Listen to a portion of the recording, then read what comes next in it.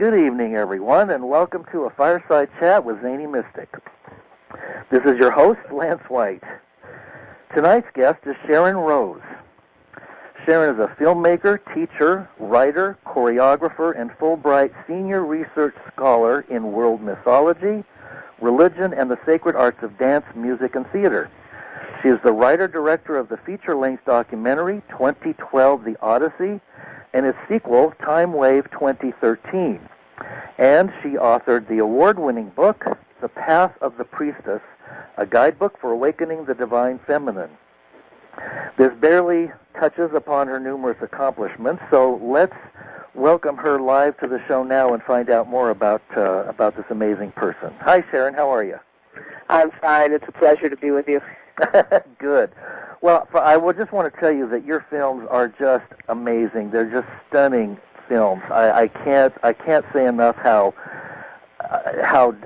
where they take you. They're beyond the cutting edge. They're just wonderful films. So I just wanted to say that. Oh, thank you very much. And I must acknowledge my husband, Jay Weidner. Well, yes. I didn't want to bring him up too much because I didn't want to take the focus off of you, but yes, he's quite an amazing guy, isn't he? Yes. Our films, and I have to say ours, yeah, because they're really films that are created, produced, and realized by the two of us, by our dreams and our visions. So it's a true alchemical relationship. Mm-hmm. When did you start making the films, and when did you start having the vision to create something so that is such a paradigm shifter? Well, it's that feminine way, you know. The feminine is all-inclusive we. Right. We met in '96, and he had come from a Hollywood background, and I had come from a New York background. Oh. New York theater and performance art, and oh, wow. And then, of course, India and Bollywood. Oh, yeah, I love that stuff. So when we met, we were just very intrigued with all the research that one another had done, and that we both really wanted to. We loved storytelling. We loved video. We loved filmmaking, and we loved esotericism. Ah. And so it was this combining of two visions, male and female, East and West, really, because most of my training was Eastern. Mm-hmm. And we began to see, my work for years and years has been to look for the commonalities in traditions. There's a thread that goes through it. We're all human beings. Right. And it's time we realize that. So we had this vision together. We were intrigued by the mysteries. We went deeper, and both of us had these backgrounds, and it was our dream to be doing exactly what we're doing now. Wow, that's you can't ask for more than to be able to live your dream. It's quite a challenge, though. It's funny. In Timewave, we're talking, one of the kind of chapters, themes in there has to do with the nature of time itself. And that, as we approach what Kurzweil calls the singularity, every one of us can feel every day that time seems to be getting faster and faster and faster. And what we all need to do is take a lot of deep breaths and realize that there's only one time, and that is right now. Yes, absolutely.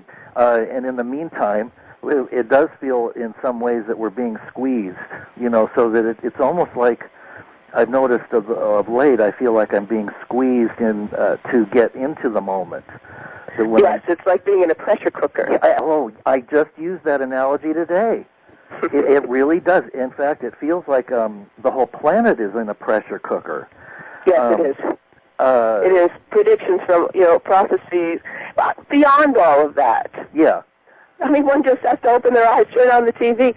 Many of the things that we spoke about in 2012, The Odyssey, in that film, when we interviewed Jose Arguelles and Greg Braden and John Jenkins and Alberto Viola and Jay, and more. Yes, yes. You know, the things that we were speaking about, you know, what was coming towards us.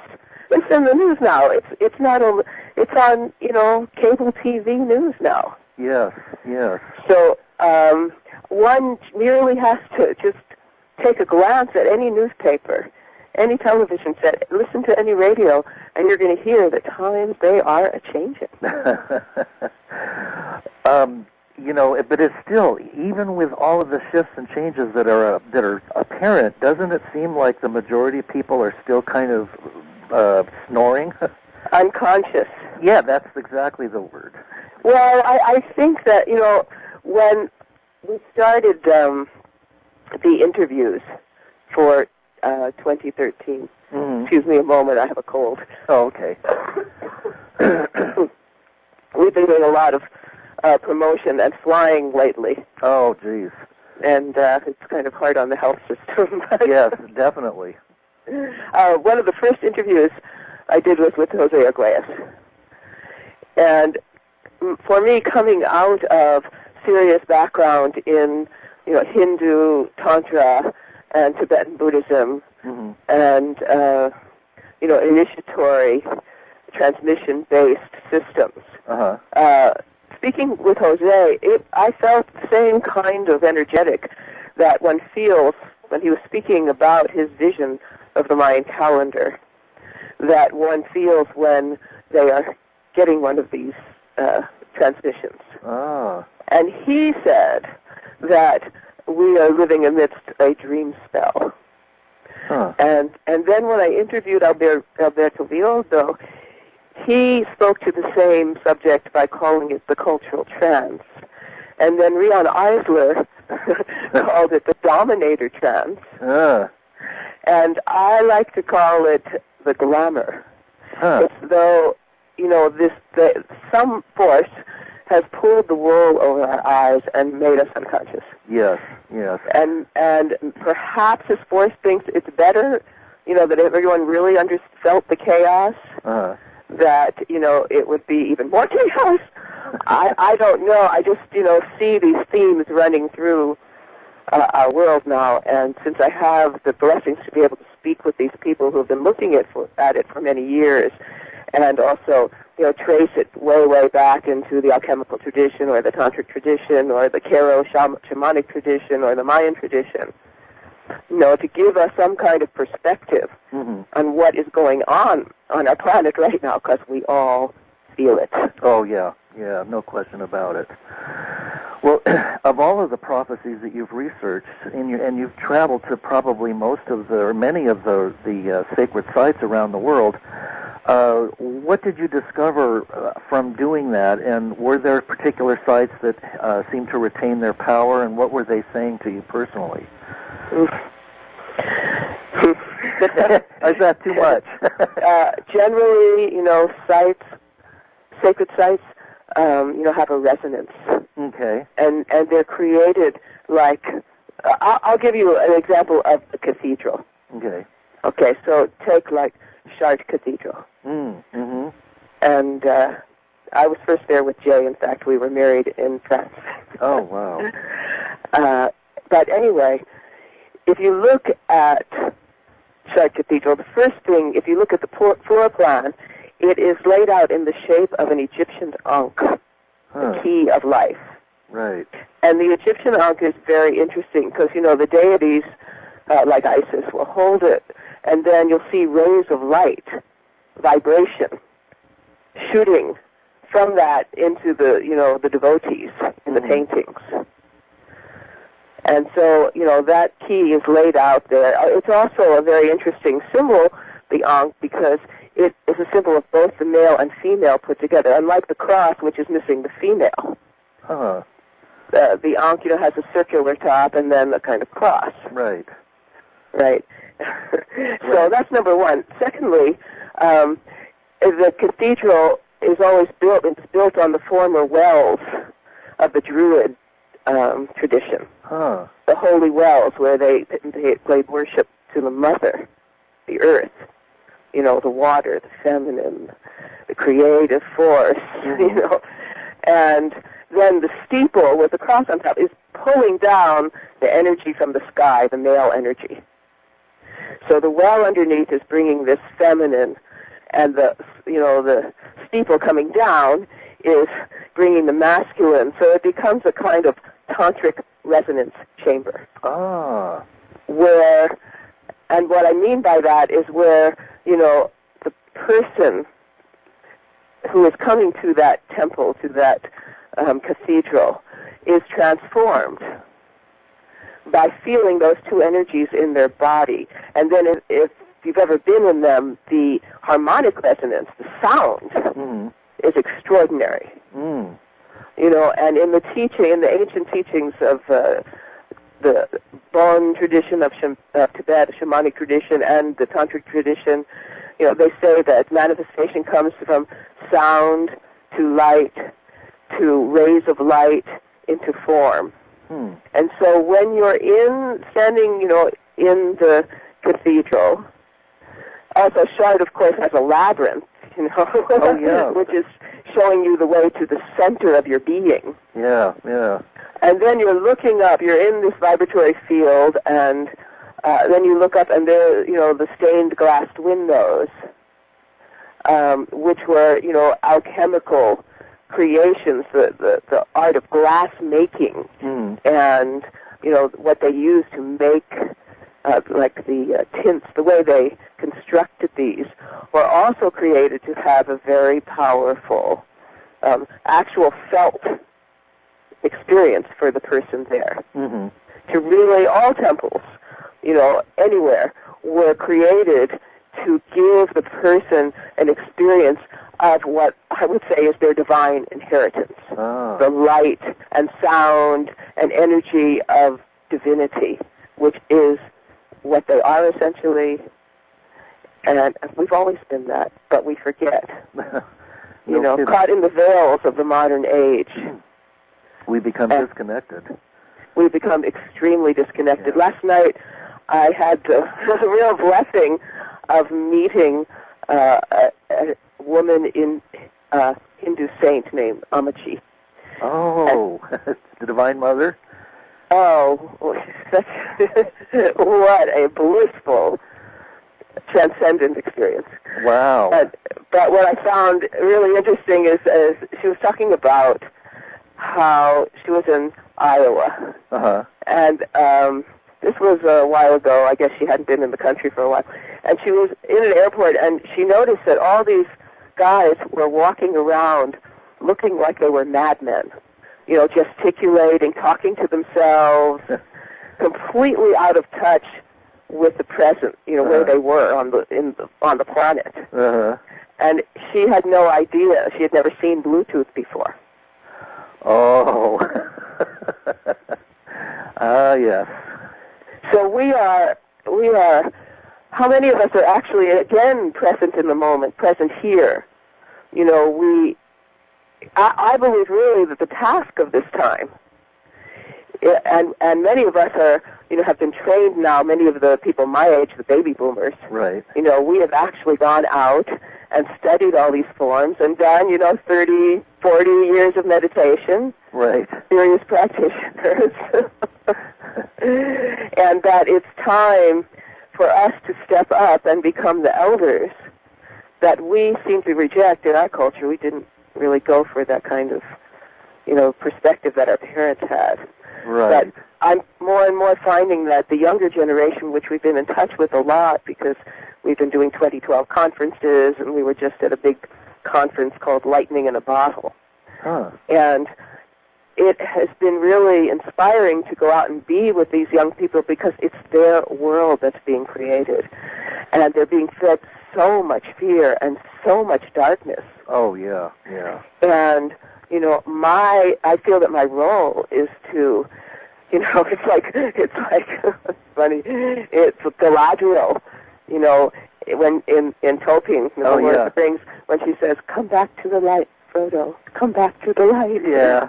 It's like, I feel that we have such potential as human beings to regrow our planet, to reshape our world, that potential and that the galactic alignment and all this 2012 is really, putting it into focus that we're at a crucial point, and that every moment we have a choice. Yeah, yeah. And that it's our world. And so, to be with these, 18 to 45-year-olds who are, having all these workshops on sustainability and community and, what can we do? Yeah. It's so uplifting. And more of us need to be out there now. Ah. Leading the way, not, into the pain and fear and suffering. I mean, clearly, you just have to open your eyes to see it. Yeah. And feel it. But, however, we can always do our best to live in truth and in love and compassion. Oh, yes, absolutely. Would you say that a lot of the kids that you're seeing are considered, maybe I'm throwing these labels out there, and they don't need to be, but the crystals, the indigos, the starseed, and so on? Yeah, I was asked about that the other day. And see, I believe that every person, every child, is an indigo child or a crystal child. Yeah. I think that it's all a matter of perspective. Yeah, yeah. And it's all a matter of, how you're raised. Right. I was thinking, I was reflecting the other day in the Hindu tantric teachings. They talk about these 4 ages of existence that we go through. Uh-huh. And it starts where we are just born straight from divinity into light. And this is the age of gold. And it's just extraordinary. We're not even embodied yet. We're just sort of these magical forms. Mm. And there's no veils between life and death. And with the Silver Age, those veils begin to appear. Mm-hmm. And I was thinking about that because a lot of people, want us or feel that we are moving, this extreme chaos and kind of distillation, purification process that we seem to be going through is, kind of a precursor to this new golden age of light that's coming. Well, a lot of people believe that we're at the tail end of the Iron Age. The Kali Yuga.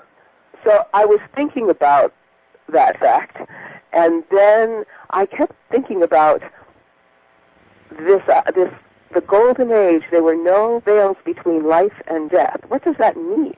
Yeah, yeah. And then I started thinking about the nature of how the mind works.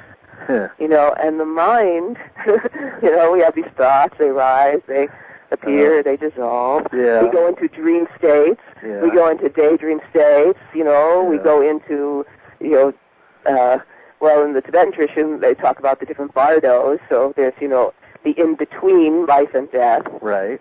And I was thinking how, we're so trained in this world to fear death.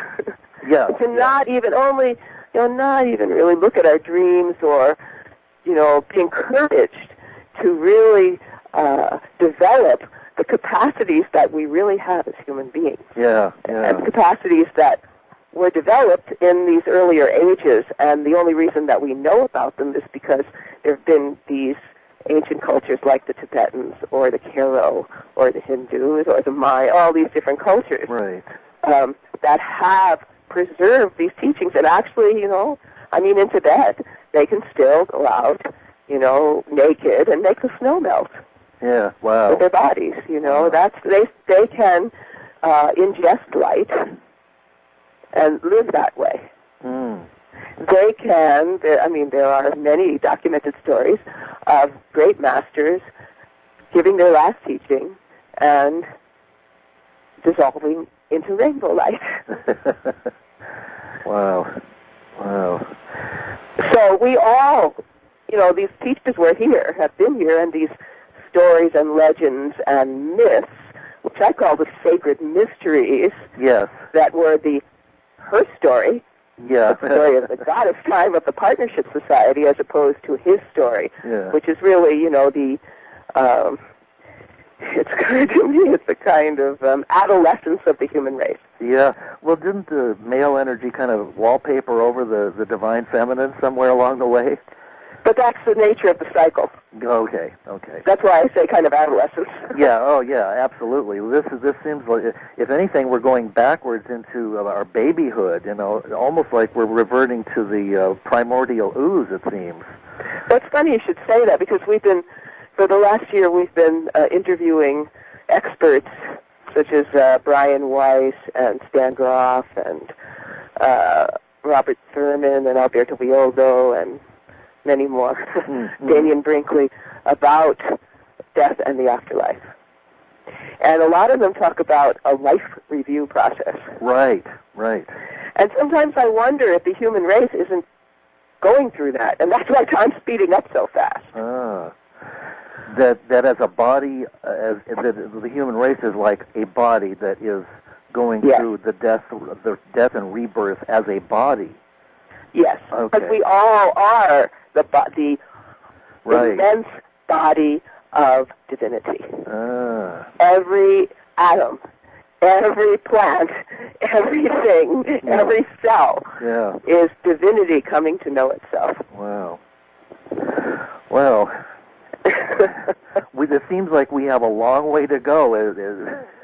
You know what I'm saying? Well, I think we're being stirred up. I think we're being woken up. Yeah. We have to. If one just takes a look, one would think that the human race is committing suicide. It sure appears that way, doesn't it?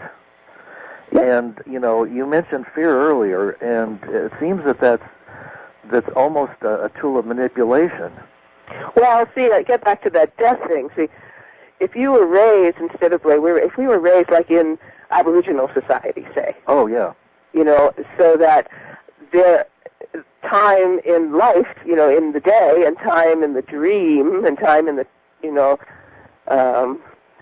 what I call them, journey, right. To other dimensions. Shamanic time.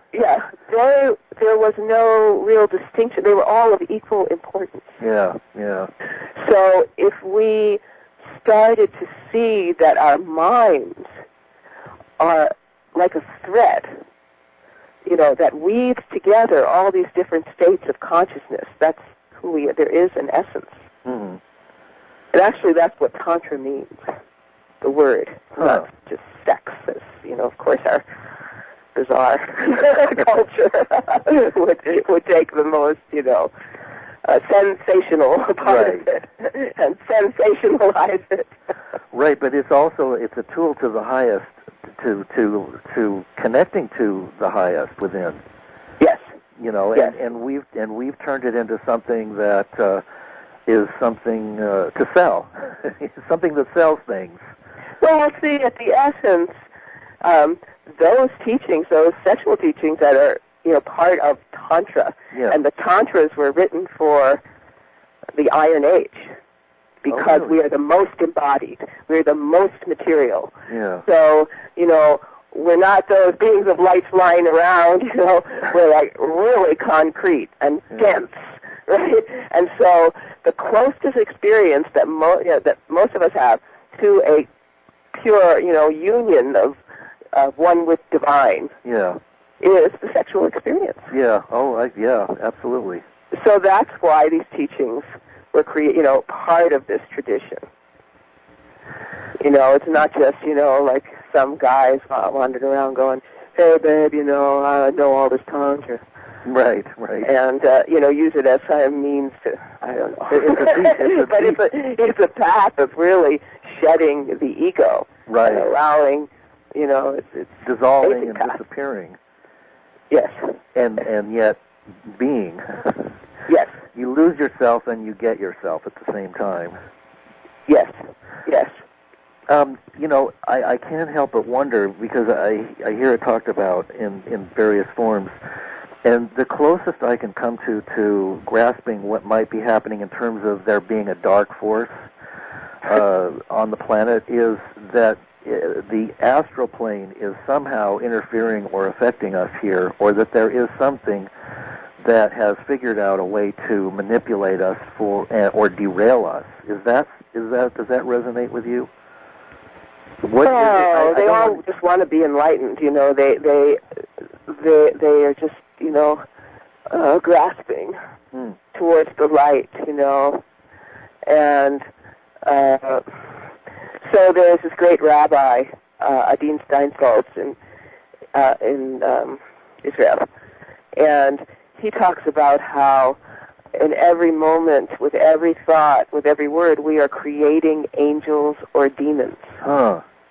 Right? And then they kind of hang out in a field, right? Yeah. Every action creates another action, you know? Right. And right. our karma, and so you know what I'm talking about with that field, the luminous energy body that exists, you know, it interpenetrates the human body, and it exists all around the body. They call it the aura. There's lots of things. But all that happens to it is encoded there first. And so my friend Alex Gray, have you ever seen his paintings? Oh, I love them. Yes, amazing Yes. work. So he has some extraordinary paintings where, you know, the human being, they're like so kind of in despair.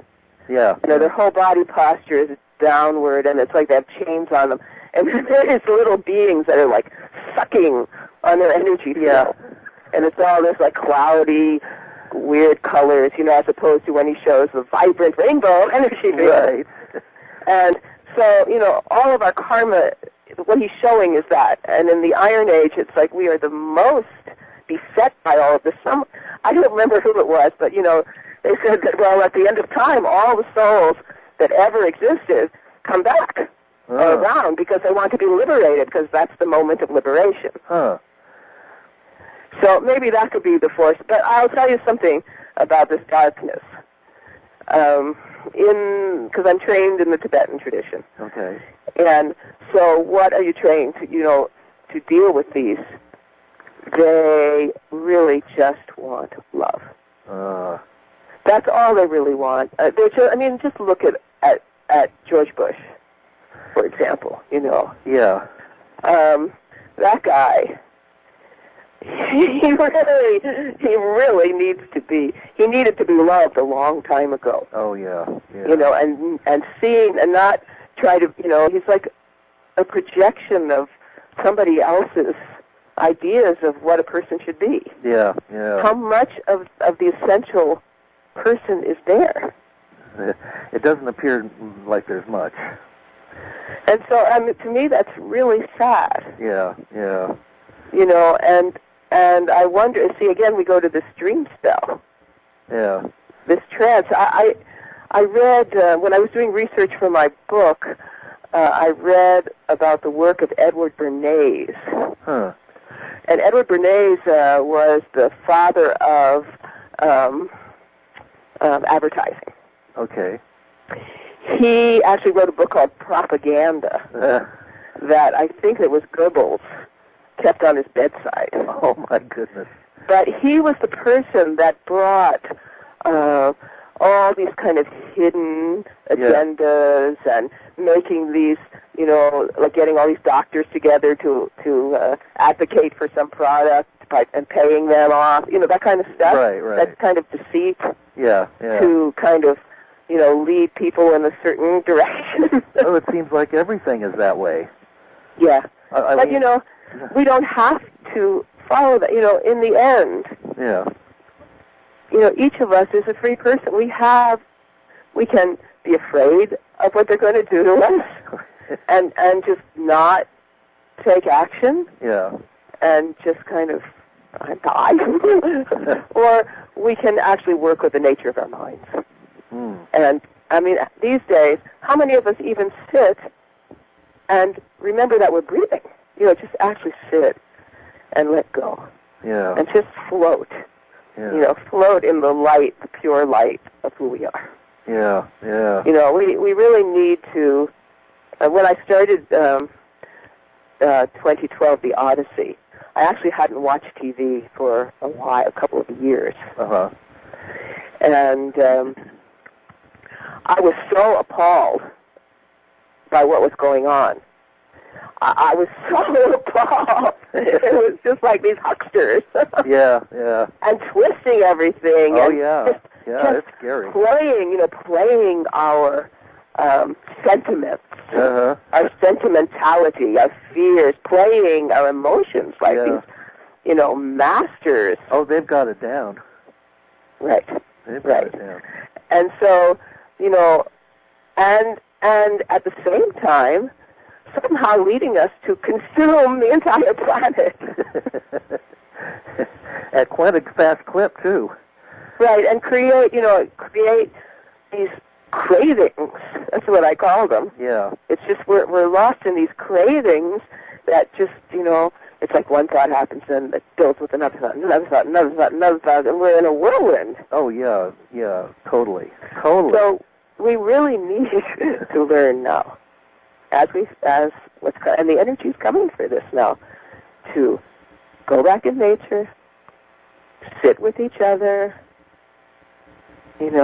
sing together, dance together, feel the earth, pray to the mother and nature in all her beauty, and remember that we really do have these other capacities, that we don't have to focus our mind all the time in that spell. We can break free, as Alberto says, break free of the cultural trance, and live a life that has a very different perspective than most people do.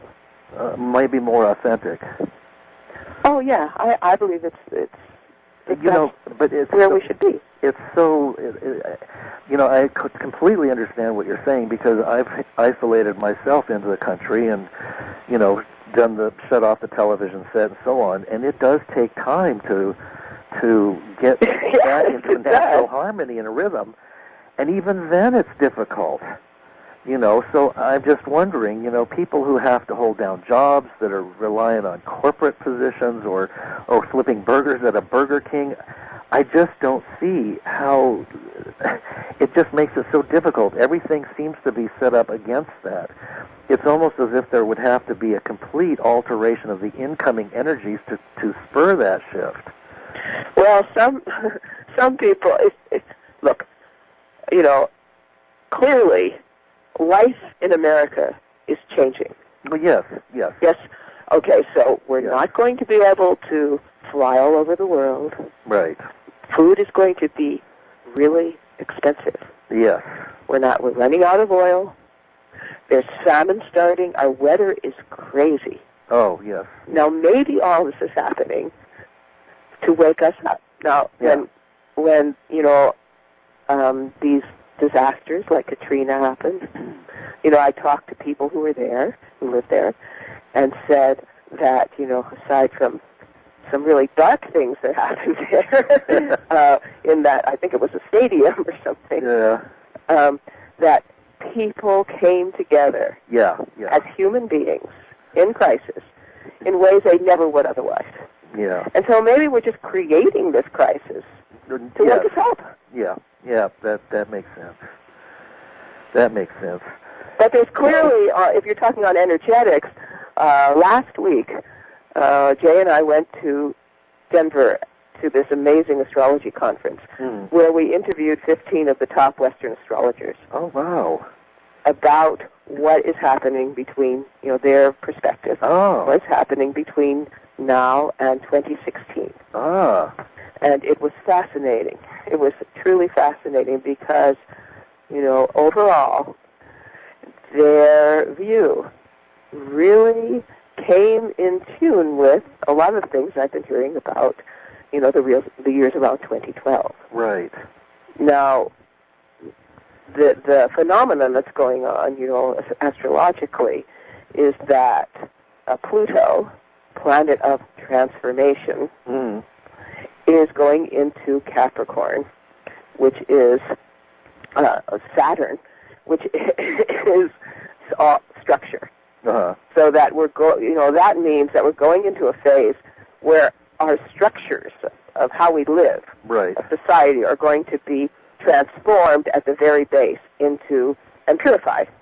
Ah, good. At the very foundation. Good. And that is not always easy. And then Uranus, the planet of kind of electricity and excitement and trickster and creativity and nuclear energy, that kind of stuff. Yeah. Which actually, kind of represents the heavens. Okay. That's going into Aries. Ah. And so what's going to happen is they're going into a square. And so it could be many things. They talked about different times in history that kind of reflected this period. Okay. The 60s. Oh. The 60s, Pluto and Uranus were conjunct. Ah. So in many ways, this period that's coming between now and 2016 is like, the people of the 60s coming face to face with their mortality, and maybe the mortality of the planet. Right. And whether we can actually come to realize that amazing, bliss and wonder and openness and possibility that we felt for the world at that time. Yeah. Can we find a way to shift this dream spell into, a world of alternative means of living our lives and being in community again and using our mantras and songs and to help the plants grow and, really discovering, see, that's the Uranian energy. It's a discovering all these new methods. Huh. So, they said that it's almost like, freedom or fascism. It could be any way. Oh, dear. And the choice is up to us, and that's why we felt that the focus on 2012 was a real, kind of an alchemical thing, where if you're focusing on something that's close, and you see it helps you see that things are really shifting. Yeah. Then it's time to wake up and do it. Or, I don't know, maybe some will just go to sleep, but I don't know. There are a lot waking up. I was really, really inspired by the young people that I met. That they're really looking and they care. They're so, but we're so polite to each other, no fighting, no bad word. It's just so respectful. Huh. And I think that's what's happened somehow in our political correctness. It's gone overboard. Yeah. Oh, yeah. And it's caused a kind of backlash. Oh, yeah. No kidding. And we've lost the ability to actually just look in the eyes of another person, regardless of what they look like. Yeah. What age they are, anything, and say, wow, this is a human being. Yeah. My friend. I had to go through some S seminars to reach that point. Wow. It took a whole 2 weekends just to get to the point where we could do that and actually gaze into each other's eyes and get each other. Yeah. Well, we put up all these masks. Oh, yes. How many, I like to talk about this one, how many thoughts that go through your head do you think are your original thoughts? Oh. My son, I sent him to a Waldorf school. Uh-huh. And if you know anything about the Waldorf school, they say that they're not allowed to watch TV until after the 6th grade. Oh, good. Because it destroys their imagination. Oh, yeah. So when you think of, those thoughts that start whirling, where are they coming from? And how many of them are your parents' expectations? Oh, yeah. Oh, yeah. So that's why it's so important to just sit and just even watch how your thoughts arise and go. Just try to detach. Uh-huh. And, that's why we use mantra for people, when you have fear, if you it's a device for, just kind of keeping that flow going that I was talking about earlier, that essential part of you that goes through all your states of consciousness, and find a way to find that center that's always there, amidst the whirlpool. Yeah, the calm in the eye of the storm. Exactly. And that's what each of us have to be right now. Yeah. Because it's clearly a storm is a-coming. Oh, yes. And I don't think that, I think no matter how much we study or research or try to prepare for it, I personally don't feel that I will be prepared for whatever it is that's coming. I just think that it's going to be so intense that it'll just bowl us over. I think every moment we're being prepared for it now. That's why time is speeding up. We're being asked every day to step up to a new level of responsibility. Yep. To a new level of awareness. The Internet is doing it. Oh, yeah. Yeah, thank goodness. You know, and we were talking about cell phones. I was talking about them to one of the young girls and how they seem to be, there's now a correspondence between the cell phone use and fertility rates and in women, and we're just losing our ability, you know, to have children because of many factors. And yet at the same time, in some ways, it's tuning us in. These phones are tuning us into what Jose Arguelles talks about. He says that we're moving into a phase where we're going to be telepathic. Oh, yeah. You know, and once that really begins to happen, you know, those, in quotes, crystal child capacities, those demonic capacities are recovered. Yes. Who knows what we can do with our reality? Oh, yeah. And so for me, that's the key.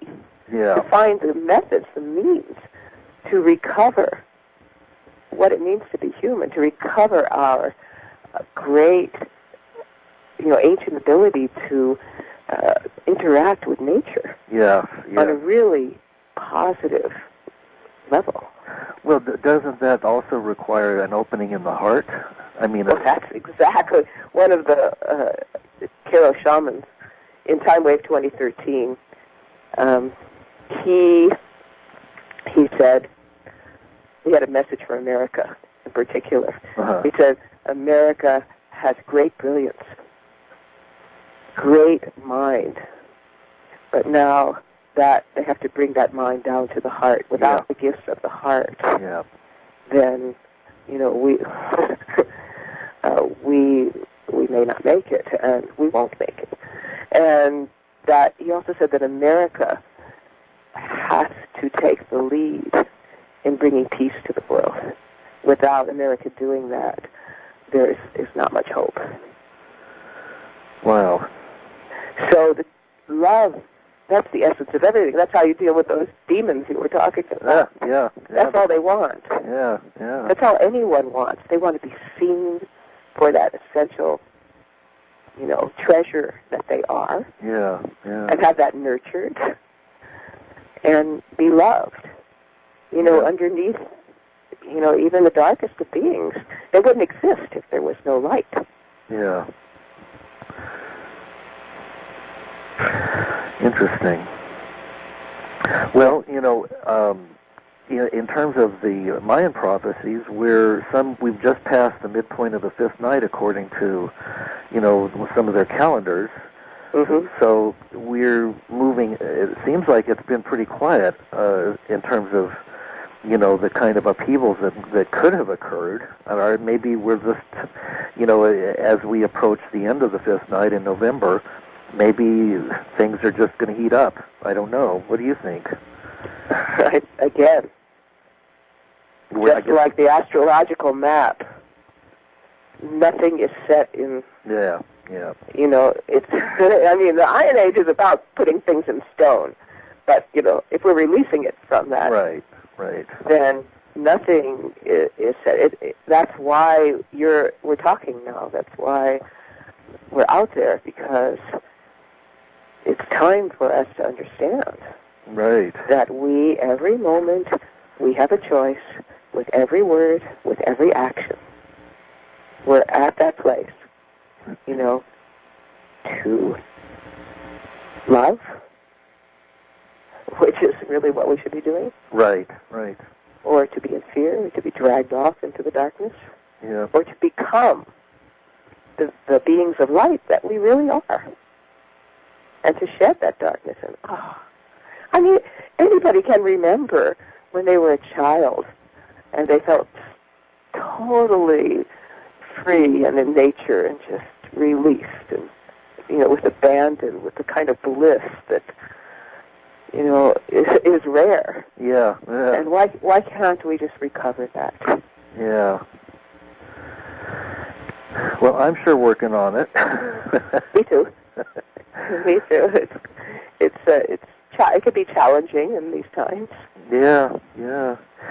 I've noticed a lot of buzz on the internet lately too about ETs and UFOs, and we're beginning to live in such a multidimensional world. Do you think that might also play into our awakening? Well, multidimensional. You can come at that from many dimensions. There's stories, and there's stories, and there's stories. Yeah. Why do we hear certain stories? Stories get passed down. Generally, they're shifted by the dominant civilization. Yeah. So, what is truth? I think we know inside what is truth. And of course, again, it leads to love. It leads to love. Yeah. So that's really, in the end, when people ask me, well, what can I do? Okay. Number one, stop lying. Mm-hmm. And I remember one woman, after hearing that said, well, I think I can stop lying to others, but can I stop lying to myself? But that's really why we need to come together, to be mirrors for each other and help each other through this distillation, this time when the lead of our being is being transformed into the gold of enlightenment. And we all have, regardless of what you get and what time it is, we always have that potential to just completely transform and be free. And then in the Tibetan tradition, of course, you take a bodhisattva vow that you will continue to work from whatever dimensions, because they talk a lot about these, many dimensions of subtlety, the energetics. And they talk about, in the Vedas, all these beings coming from other places. In the Dzogchen Tibetan teachings, they say that it's been taught on 13 different star systems, and they constantly, throughout the world, they talk about these, one might label them these days ETs, but I've never heard anything about Greys in these teachings. I mean, I heard some weird things about demons. Yeah. But I never even heard of one that looked like a Grey. Yeah. So I don't really know what's. It's not my place of research into the kind of ET phenomenon. Yeah. Well, one thing that you mentioned is that it's important to stay out of fear, and how important is keeping a sense of humor and that's the most important. That's the most important. Because, without that, how can you survive? Yeah. Well, it's kept me alive for a few years. Oh yes, and especially be able to laugh at oneself. Oh, absolutely. There are times when this seems like a cosmic joke. Is when you step out far enough, when you step far enough outside of it, it really seems like this is a funny place. Well, lately it just felt that things are speeding so fast. I just feel like I'm on this riding a surfboard, and just these waves are constantly. And as soon as I sort of can make the crest of one, and I think I'm going to have time to relax, the next one. Appears, and it's just, that's why I say we have to step up. Find our balance amidst the storm that is here. It's not coming now, it's here. It's here now, And people do not, that's why, pharmaceutical drugs are so prevalent. People, they just can't.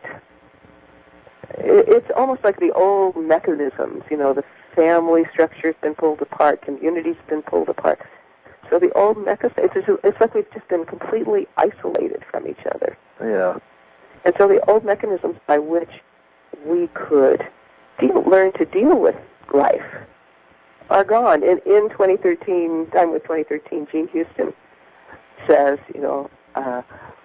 we have lost the hearth, the place where the grandparents sat and told the tales. Oh, yes. The great tales, the great teachings of the heroes and heroines. And we replaced that with the television set. Oh, yeah. She says, but the problem is, no hearth, no heart. Yeah. So once again, we come to the heart. And once again, we find that is truly the place of refuge. The place that Christ talked about, the place of love. Yeah, yeah. And grace. Grace, that's such a beautiful word. Yeah. How many of us even experience that anymore? Grace. Everything's hard-edged. Everything's like... But that all will change. We will come into balance, I think that regardless of what we go through, it's all a learning experience, and it just depends how we want to face it. Well, as you said, death is not something to be feared, so whatever comes after that, it sounds like a wonderful place from the people that I've had on the show that have talked about near-death experiences, and it sounds a lot better than here. So. Well, no. You can't say that, because there is something so... Well, in the East, they call the body the precious human body. Because through this physicality, through the transmutation of this, through feeling everything, experiencing it in the flesh, it's like the fuel for realization. It's called enlightenment. So, our task now, what I tell people, is the ones that know how to navigate these, multidimensional realms and commune with whoever, right? Right. They've got to bring that into this body on this earth so that they're walking, they're not just out there flying around. Right. But they're bringing all that knowledge and make it work practically on this planet in this time. Yeah, yeah. Because we need some help. And it's got to be not just flying out there and oh man, I had this great trip. Well, unless you have something to bring back. Right, right. It's just kind of a masturbation. It's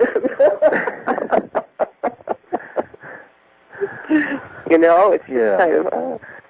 and, that was part of the whole 60s problem, because we had no one to initiate us. Yeah. We had no teachers. We were just dosed with these psychedelics, which opened us up to all these realms, but there was no one to give us a map of where we were going, or what were the symbols we were seeing, what did this mean.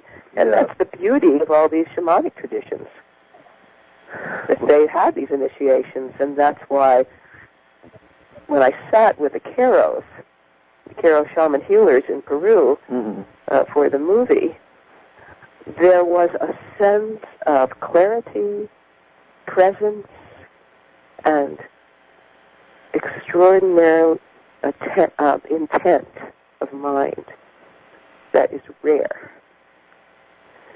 They were from birth, raised to perceive reality from a very different perspective.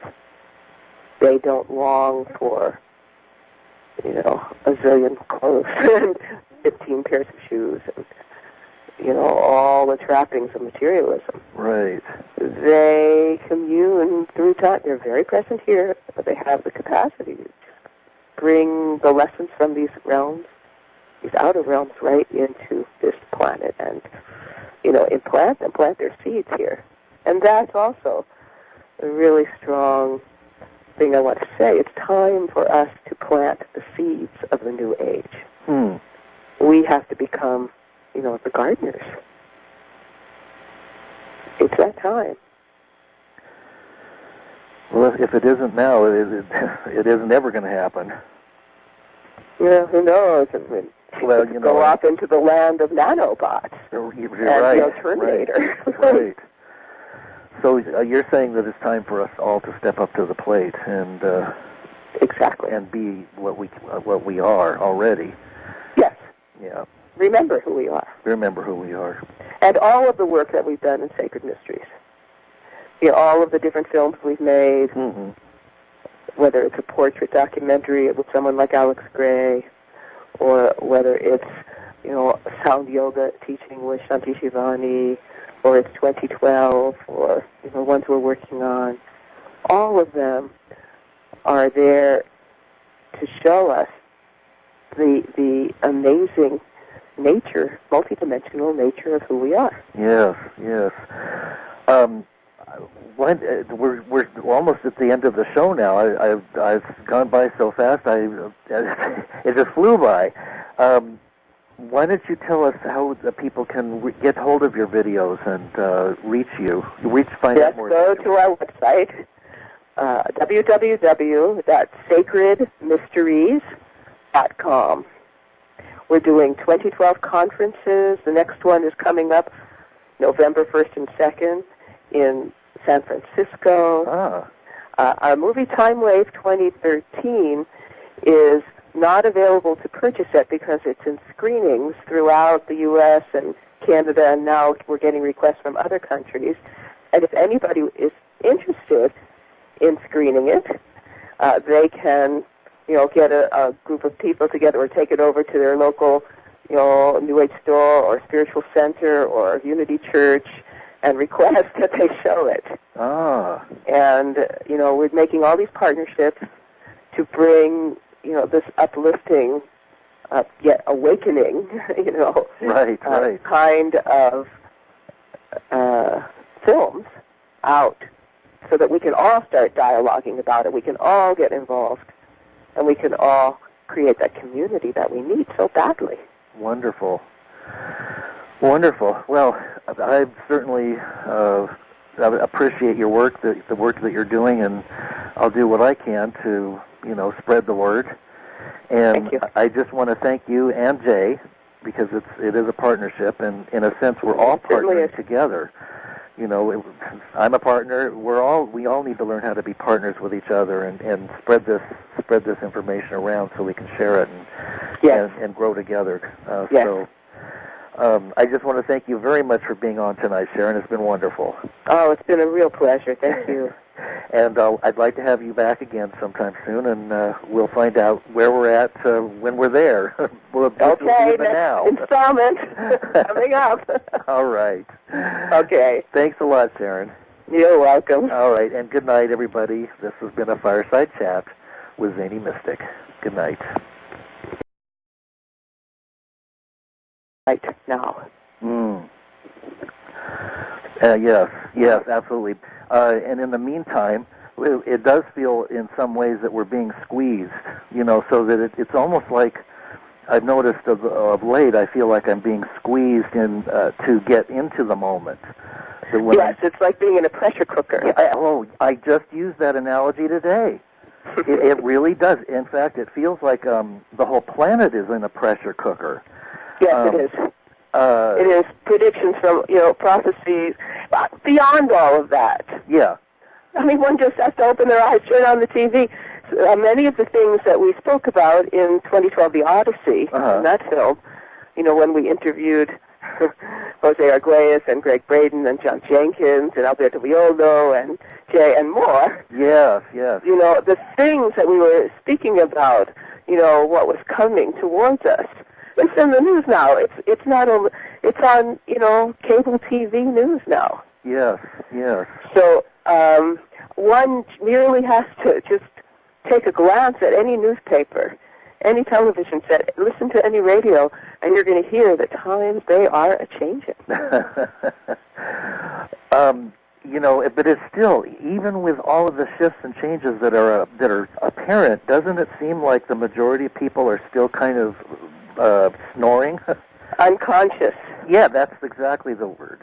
Well, I think that, you know, when we started the interviews for 2013, excuse me a moment, I have a cold. Oh, okay. We've been doing a lot of promotion and flying lately. Oh, geez. And it's kind of hard on the health system. Yes, definitely. One of the first interviews I did was with Jose Arguelles. And for me, coming out of... Is that too much? Generally, sites, sacred sites, have a resonance. Okay. And they're created like... I'll give you an example of a cathedral. Okay. Okay, so take like Chartres Cathedral. Mm-hmm. And I was first there with Jay. In fact, we were married in France. Oh, wow. But anyway, if you look at Chartres Cathedral, the first thing, if you look at the floor plan, it is laid out in the shape of an Egyptian ankh, the key of life. Right. And the Egyptian ankh is very interesting because, the deities like Isis will hold it, and then you'll see rays of light, vibration, shooting from that into the devotees in the paintings.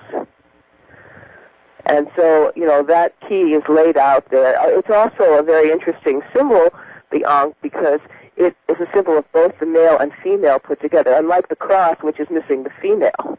Huh. The ankh, has a circular top and then a kind of cross. Right. Right. So that's number one. Secondly, the cathedral is always built. It's built on the former wells of the Druid tradition. Huh. The holy wells where they played worship to the mother, the earth. The water, the feminine, the creative force. And then the steeple with the cross on top is pulling down the energy from the sky, the male energy. So the well underneath is bringing this feminine, and the steeple coming down is bringing the masculine. So it becomes a kind of tantric resonance chamber. Ah. And what I mean by that is where, the person. Right. We met in '96, and he had come from a Hollywood background, and I had come from a New York background. Oh. New York theater and performance art, and oh, wow. And then of course India and Bollywood. Oh yeah, I love that stuff. So when we met, we were just very intrigued with all the research that one another had done, and that we both really wanted to. We loved storytelling. We loved video. We loved filmmaking, and we loved esotericism. Ah. And so it was this combining of two visions, male and female, East and West, really, because most of my training was Eastern. Mm-hmm. And we began to see, my work for years and years has been to look for the commonalities in traditions. There's a thread that goes through it. We're all human beings. Right. And it's time we realize that. So we had this vision together. We were intrigued by the mysteries. We went deeper, and both of us had these backgrounds, and it was our dream to be doing exactly what we're doing now. Wow, that's you can't ask for more than to be able to live your dream. It's quite a challenge, though. It's funny. In Timewave, we're talking, one of the kind of chapters, themes in there has to do with the nature of time itself. And that, as we approach what Kurzweil calls the singularity, every one of us can feel every day that time seems to be getting faster and faster and faster. And what we all need to do is take a lot of deep breaths and realize that there's only one time, and that is various background in Hindu, Tantra, and Tibetan Buddhism, and initiatory transmission-based systems. Speaking with Jose, I felt the same kind of energetic that one feels when he was speaking about his vision of the Mayan calendar, that one feels when they are getting one of these transmissions. And he said that we are living amidst a dream spell. Huh. And then when I interviewed Alberto Villoldo, he spoke to the same subject by calling it the cultural trance. And then Rion Eisler called it the dominator trance. And I like to call it the glamour. It's though, some force has pulled the wool over our eyes and made us unconscious. Yes, yes. And perhaps this force thinks it's better, that everyone really felt the chaos, that, it would be even more chaos. I don't know. I just, see these themes running through our world now, and since I have the blessings to be able to speak with these people who have been looking at it for many years, and also, trace it way, way back into the alchemical tradition, or the tantric tradition, or the Karo shamanic tradition, or the Mayan tradition, to give us some kind of perspective on what is going on our planet right now, because we all feel it. Oh, yeah, no question about it. Well, of all of the prophecies that you've researched, and you've traveled to probably many of the sacred sites around the world, what did you discover from doing that, and were there particular sites that seemed to retain their power, and what were they saying to you personally? Good evening, everyone, and welcome to a Fireside Chat with Zany Mystic. This is your host, Lance White. Tonight's guest is Sharron Rose. Sharron is a filmmaker, teacher, writer, choreographer, and Fulbright senior research scholar in world mythology, religion, and the sacred arts of dance, music, and theater. She is the writer-director of the feature-length documentary 2012 The Odyssey and its sequel, Timewave 2013. And she authored the award-winning book, The Path of the Priestess, a guidebook for awakening the divine feminine. This barely touches upon her numerous accomplishments, so let's welcome her live to the show now and find out more about this amazing person. Hi, Sharron. How are you? I'm fine. It's a pleasure to be with you. Good. Well, I would just want to tell you that your films are just amazing. They're just stunning films. I can't say enough how where they take you. They're beyond the cutting edge. They're just wonderful films. So I just wanted to say that. Oh, thank you very much. And I must acknowledge my husband, Jay Weidner. Well, yes. I didn't want to bring him up too much because I didn't want to take the focus off of you, but yes, he's quite an amazing guy, isn't he? Yes. Our films, and I have to say ours, yeah, because they're really films that are created, produced, and realized by the two of us, by our dreams and our visions. So it's a true alchemical relationship. Mm-hmm. When did you start making the films, and when did you start having the vision to create something so that is such a paradigm shifter? Well, it's that feminine way, The feminine is all-inclusive we. Right.